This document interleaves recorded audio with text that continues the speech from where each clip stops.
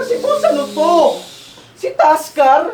Tangina, lamigin yung konsepto. Pwes tingnan natin yung tigas kung sasabay pa yan sa tempo. Kada buno tatama at sa dibdib lang nakasentro. Tsak pasok sa kada tiyempo. Kaya ito kabila ang ice pick para dyan sa pusong nagyayelo.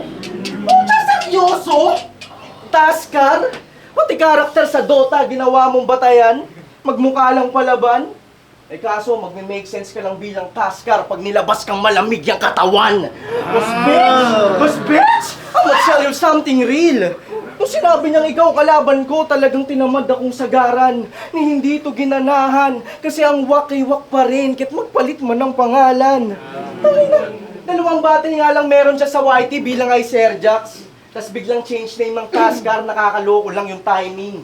Oo, nagpalit ka ng pangalan, pero same pa rin yung writing. Wak yung mga rhyme scheme, walang suntok na lumalanding. Kaya paano ka i-market ni Vince ng maayos kung di mo kayang panindigan yung branding?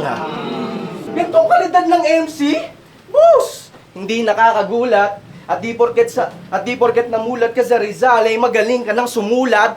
Kaya kung gusto mo manalo, at galingan mo lagi, pare. At kung gusto nyo mag-champion, dapat di nyo ako sinali.